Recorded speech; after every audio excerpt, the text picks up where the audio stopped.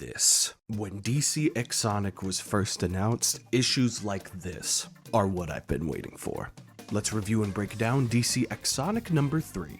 We continue where we left off at the end of last issue, with Mr. Terrific and the gang processing the current state of affairs, Mr. Terrific specifically mentioning that with the Justice League gone, as soon as villains find out, that's going to stretch the league thin to cover for the core. So Sonic recommends that he and friends rise to the occasion and take their place while the Justice League are away, so that Tails can be given time to diagnose what the problem is. Silver also reveals that John Stewart gave him his Green Lantern ring before they teleported, with Terrific reaffirming that the Justice League trusted Sonic and friends, and that if they are going to be heroes for the DC Universe, they need to dress the part. And what we get for the rest of this issue takes this series in a cool direction that I was not expecting. I thought that we'd get some cool suiting up panels, and then it would be pretty quick into Tails figuring out the problem and then them immediately going back. What I did not expect them to do was to have multiple weeks pass and have Sonic and friends have day in the life of being their respective counterparts on the Justice League. Getting to see Silver rise to the occasion, part of the Green Lantern Corps, and beating Sinestro. Even getting to do the Green Lantern Oath. And I don't know what it is, whether it's been Archie, IDW, or this, it has always been consistent that when Silver the Hedgehog is in the comics, they do justice to my man every single time. And now we just need a game to give him this level of respect. Silver is one kick-ass Green Lantern.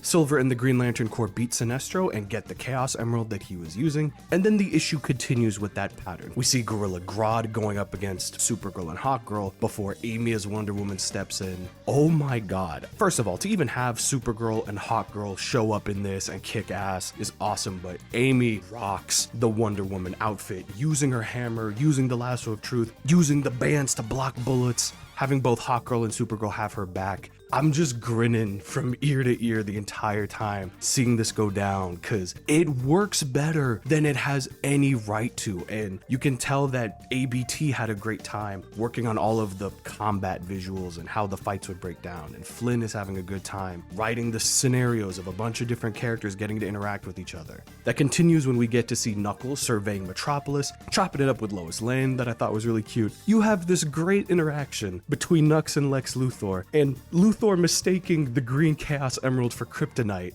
trying to think that it would hurt Knuckles, and then immediately trying to backpack that it's like, oh no, I'm just trying to help you out, and Knuckles going, nuh-uh, you are not. I have been fooled by bald mad geniuses before. That is not happening to me again. Flynn has put on record that Knuckles is his favorite character, and his moment to shine in the little moments in Metropolis were awesome. We then cut to Gotham City with the Joker causing anarchy and Shadow chasing him down. And I love how focused Shadow is. Just no nonsense, no banter, not a single word spoken, letting the Joker do his shtick, and it doesn't matter. He's not remotely phased, kicks him in the head. It's so good. But then I love when he gets the purple Chaos Emerald and you can see him still have that moment of reflection of every time he's in Gotham and protecting and saving people, he's reminded of his failure, giving him kind of a loop of reaffirmation of, I gotta keep fighting. I gotta keep fighting for her, which I loved. I feel like something that people underrate with Flynn is that it's sometimes the things that characters don't say that can be some great character moments.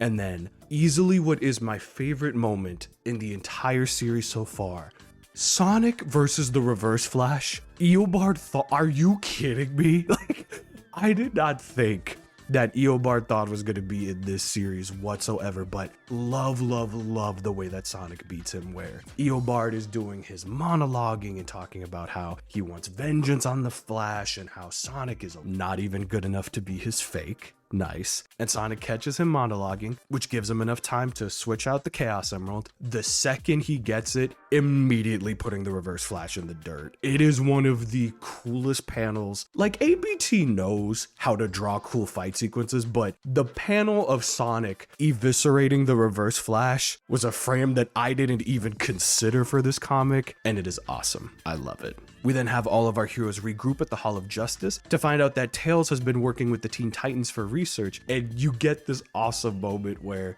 Beast Boy is there and he's transformed like an echidna, and Tails goes like, no, Knuckles is sensitive about that, don't do it. It's just such a great moment. It's so good. I think the biggest surprise of this specific issue was getting to see a lot of other DC characters that I wasn't expecting, and every time I turn the page being pleasantly surprised. I'm like, oh, they're in this? Oh, they're in this? Because both DC and Sonic, I think, get the appropriate amount of love on the writing and the visuals and everything. It's a very cohesive partnership with how cool everything gets to feel, which is how the Sonic and Mega Man comics were too. So they're just crushing it. They're doing a great job.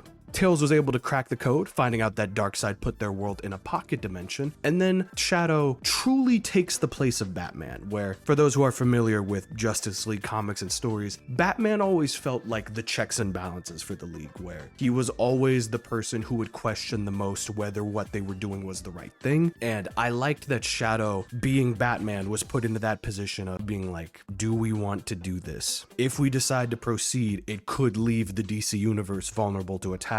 But Knuckles, being in the role of Superman and going, it's not a matter of if we're gonna do this, it's a matter of how we're gonna do this, reaffirming the group, getting everybody together. Mr. Terrific helps set them up to teleport back, gives them a nice seal of approval on the way out, and then we end with my favorite panel of the book so far, with Sonic and friends as the Justice League going to save the Justice League and get their world back. 10 out of 10, no notes, absolute masterpiece issue. DC X Sonic continues to get better and better. We keep getting updates in the news related to its success, and it just feels right. I loved this. Let me know down below, what did you think of DC X Sonic issue 3? And what was your favorite character that they highlighted for this specific issue?